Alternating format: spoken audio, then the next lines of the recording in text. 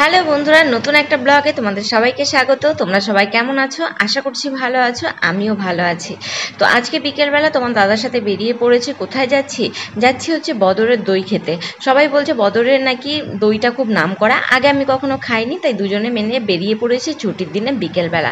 দেখো, যখন এই পড়ন্ত বিকেলের রোদটা এসে গায়ে লাগে না, রোদের তাপটা কিন্তু লাগে না, কিন্তু একটা আলাদাই মানে ফিলিংস, অনুভূতি, সেটা মানে বলে বোঝানো যাবে না। আমার তো খুব ভালো লাগে। তোমাদের কাদের কাদের ভালো লাগে এই পড়ন্ত বিকেলের রোদটা আর হচ্ছে একেবারে ফার্স্ট সকালের রোদটা? বেশ সুন্দর লাগে, মনই আলাদা রকম মানে খুশি হয়ে যায়। তো দেখতে দেখতে আমরা পৌঁছে গেছি বদরে। তো কোন দোকানের দইটা মানে নাম করা সেটাই জিজ্ঞাসা করে, লোকের মানে সবার কাছে জিজ্ঞাসা করে সেই দোকানে চলে গেছি। দেখি কাকিমা এই দোকানে বসে আছে। তো ওনাকে প্রথমে বলা হলো যে দই দিতে। আর উনি যেই দইটা এখন আছে সবে উনি পাতিয়েছে, তো বলল সেই দইটাই হবে, পুরনো দইটা নেই। তো আমরা বললাম যেটা আছে সেটাই খাওয়া যাক, শুনেছি তো বদরের দইটা খুব নাম করা। তো উনি এই 200 গ্রামের এইটা গ্লাসটা বের করে বললো এর থেকে ছোট নেই, আর বড়টা নিতে গেলে হাঁড়ি নিতে হবে। তো আমরা ভাবলাম আগে টেস্ট করি, ভালো লাগলে হাঁড়িটা নিয়ে যাব। তারপরে দেখছিলাম উনি আবার ভাগ করে দিতে যাচ্ছে। আমি বললাম ভাগ করতে হবে না, অত কষ্ট করতে হবে না, গ্লাসটা দিয়ে দিন আর একটা পাতা দিয়ে দিন। তো এদিকে তোমাদের দাদা দেখো, আগে আমাকে না দিয়ে, লেডিস ফার্স্ট বলো তো, দেখো আমাকে না দিয়ে আগে নিজে টেস্ট করে নিল। তো এই দেখো, এই যে দই চোর চুরি করে খেয়েছে, দেখেই কিন্তু বোঝা যাচ্ছে। তো এদিকে দই খাওয়ার পরে আমাকে বলল দেখো রাস্তা দিয়ে মিছিল যাচ্ছে, মিছিলটা একটু দেখো। তা আমিও ভাবলাম যে কিসের মিছিল যাচ্ছে, সামনে পুলিশ দেখলাম রাস্তা খালি করে দিচ্ছে।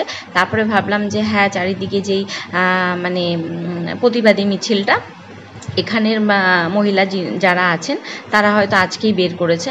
তাই আমিও দেখছিলাম একটু মিছিলটা দাঁড়িয়ে দাঁড়িয়ে। আর অন্যদিকে কালো মিষ্টি অর্ডার দিয়েছিলাম।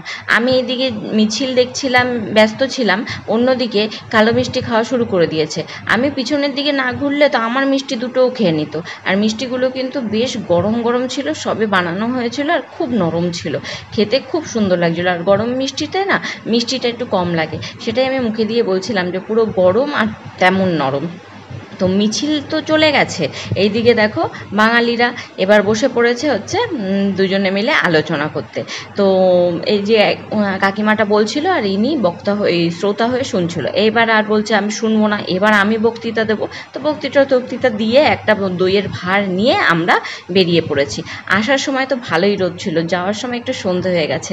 তো সন্ধ্যের পরিবেশটা দেখে আরও যেন মুগ্ধ হয়ে গেলাম। দেখো চারিদিকের মানে পরিবেশটা এত সুন্দর। আর সত্যি কথা বলতে এই সিচুয়েশানে যে হাওয়াটা দিচ্ছিল ওটা আরও বেশি, গরমকালে মানে মন জুড়িয়ে গেছিলো। তো একদিকে দেখো এই যে শরৎকালের আকাশের মতো মেঘ, আর অন্যদিকে হচ্ছে বর্ষাকালের আকাশের মতো কালো মেঘ। তো দুদিকে দু রকমের। তো এই পরিবেশ এনজয় করতে করতে আমরা এগিয়ে যাচ্ছিলাম দইয়ের ভার হাতে নিয়ে। তো যাই হোক, বাড়ির কাছাকাছি পৌঁছে গেছি। আজকের ব্লগটা এখানেই শেষ করছি বন্ধুরা। যদি ভালো লাগে একটা লাইক করবে আর সাবস্ক্রাইব করে আমার পাশে থাকবে। টাটা।